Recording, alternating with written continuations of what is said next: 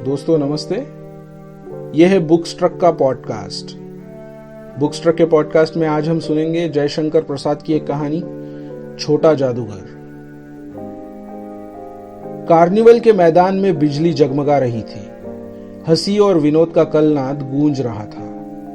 मैं खड़ा था और छोटे फुहारे के पास, जहां एक लड़का चुपचाप शराब पीने वालों को देख रहा था। उसके गले में फटे कुर्ते के ऊपर एक मोटी सी सूत की रस्सी पड़ी थी और जेब में कुछ ताश के पत्ते थे। उसके मुंह पर गंभीर विषाद के साथ धैर्य की रेखा दिख रही थी। मैं उसकी ओर न जाने क्यों आकर्षित हुआ। उसके अभाव में भी संपन्नता दिख रही थी। मैंने पूछा, क्यों जी, तुमने इसमें क्या देखा? मैंने सब देखा है। यहाँ चूड़ी फेंकते हैं, खिलौने पर निशाना लगाते हैं, तीर से नंबर छेदते हैं। मुझे तो खिलौनों पर निशाना लगाना अच्छा मालूम हुआ है। जादूगर तो बिल्कुल निकम्मा है। उससे अच्छा ताश का खेल तो मैं ही दिखा सकता हूं, उसने बड़ी प्रगल्भता के साथ कहा। उसकी वाणी में कोई रुकावट नहीं थी। मैंने पूछा, और उस पर्दे में क्या है? वहां तुम गए थे? नहीं, वहां मैं जा नहीं सका, टिकट लगता है। मैंने कहा, तो चल, मैं वहां तुमको ले चलता हूं। मैंने मन ही मन कहा, भाई आज के मित्र तो तुम ही हो। उसने कहा, वहां जाकर क्या कीजिएगा, चलिए निशाना लगाया जाए। मैंने उससे सहमत होकर कहा, तो फिर चलो, पहले शरबत पी लिया जाए, फिर उसके बाद निशाना लगाएंगे। उसने स्वीकार सूचक सिर हिलाया। मनुष्यों की भीड़ की वजह से जाड़े की संध्या में भी वहां गर्मी हो रही थी। हम दोनों शरबत पीकर निशाना लगाने चले। राह में ही उसने पूछा, तुम्हारे घर में और कौन है? माँ और बाबूजी है। उन्होंने तुमको यहाँ आने के लिए मना नहीं किया? बाबूजी जेल में है। क्यों? देश के लिए, वो गर्व से बोला। और तुम्हारी माँ? वो बीमार है और तुम तमाशा देख रहे हो। उसके मुंह पर तिरस्कार की हंसी फूट पड़ी। उसने कहा, तमाशा देखने नहीं, दिखाने निकला हूं। कुछ पैसे ले जाऊंगा तो माँ को पथ्य दूंगा। मुझे शरबत न पिलाकर आपने मेरा खेल देखा होता और कुछ दिया होता तो मुझे अधिक प्रसन्नता होती।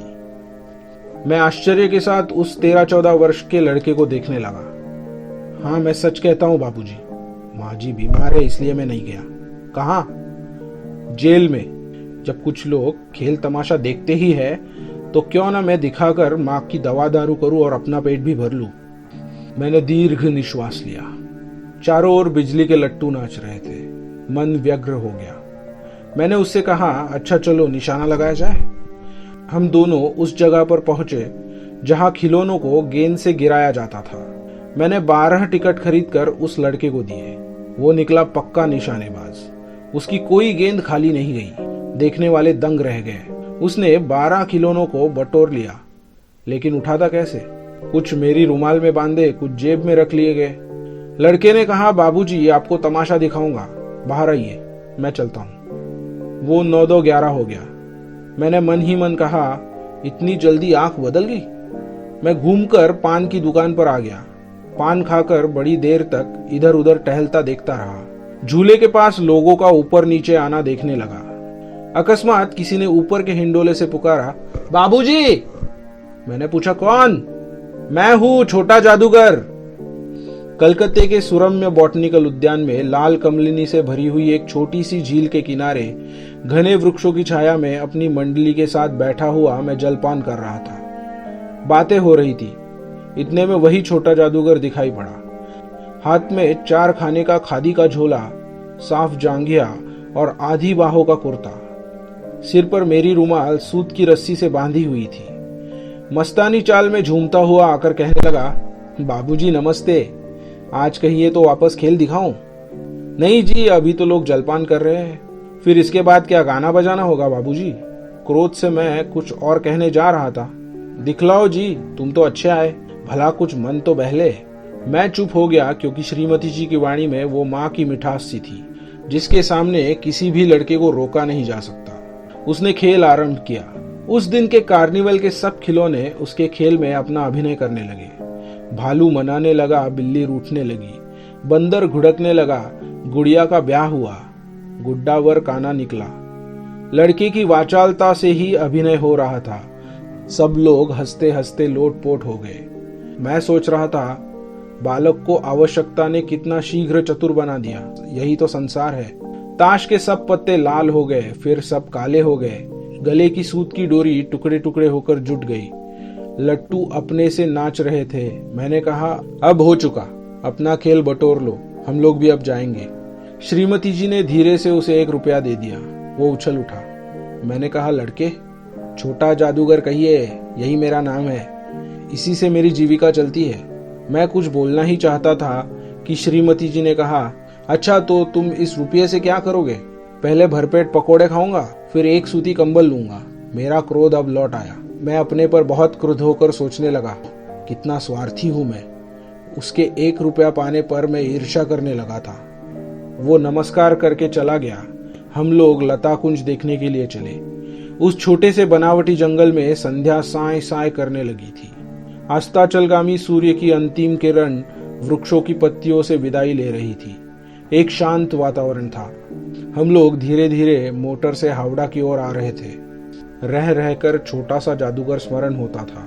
तभी सचमुच वो एक झोपड़ी के पास कंबल कंधे पर डाले मिल गया। मैंने मोटर रोककर उससे पूछा, तुम यहाँ कहाँ? मेरी माँ यही है ना, अब उसे अस्पताल वालों ने निकाल दिया है। मैं उतर गया। उस झोपड़ी में देखा तो एक स्त्री चिथड़ों से लदी हुई कांप रही थी। छोटे जादूगर ने कंबल ऊपर से डालकर उसके शरीर से चिमटते हुए कहा, माँ। मेरी आंखों के आंसू निकल पड़े। बड़े दिन की छुट्टी बीत चली थी। मुझे अपने ऑफिस में समय से पहुंचना था। कलकत्ते से मन ऊब गया था। फिर भी चलते चलते एक बार उस उद्यान को देखने की इच्छा हुई। साथ ही साथ जादूगर भी दिखाई पड़ जाता तो और भी। मैं उस दिन अकेले ही चल पड़ा। जल्द लौट जो आना था। 10 बज चुके थे। मैंने देखा उस निर्मल धूप में सड़क के किनारे एक कपड़े पर छोटे जादूगर का रंगमंच सजा था। मैं मोटर रोककर उतर पड़ा। वहां बिल्ली रूठ रही थी, भालू मनाने चला था, ब्याह की तैयारी चल रही थी। ये सब होते हुए भी जादूगर की वाणी में वो प्रसन्नता की तरी नहीं थी। जब वो औरों को हंसाने की चेष्टा कर रहा था, तब जैसे स्वयं कांप रहा था, मानो उसके रोए रो रहे थे। मैं आश्चर्य से देख रहा था। खेल हो जाने पर पैसा बटोर कर उसने भीड़ से मुझे देखा। वो जैसे क्षण भर के लिए स्फूर्तिमान हो गया।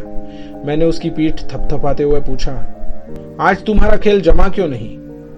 माँ ने कहा है आज तुरंत चले आना, मेरी घड़ी समीप आई है, अविचल भाव से उसने कहा। तब भी तुम खेल दिखलाने चले आए? मैंने कुछ क्रोध से ही उसे पूछा। मनुष्य के सुख दुख का माप अपना ही साधन तो है, उसके अनुपात से वो तुलना करता है। उसके मुंह पर वही परिचित तिरस्कार की रेखा फूट पड़ी। उसने कहा, क्यों ना आता, और कुछ अधिक कहने में जैसे वो अपमान का अनुभव कर रहा था। क्षण भर में ही मुझे अपनी भूल मालूम हो गई। उसके झोले को गाड़ी में फेंककर उसे भी बैठाते हुए मैंने कहा, जल्दी चलो। मोटर वाला मेरे बताए हुए पथ पर चल पड़ा। कुछ ही मिनटों में मैं झोपड़े के पास पहुंचा। जादूगर झोपड़े में माँ माँ पुकारते हुए घुसा। मैं भी पीछे था, किंतु स्त्री के मुंह से बे निकल कर रह गया। उसके दुर्बल हाथ उठकर गिर गए। जादूगर उससे लिपटा रो रहा था। मैं स्तब्ध हो गया। उस उज्जवल धूप में समग्र संसार जैसे जादू सा मेरे चारों ओर नृत्य करने लगा।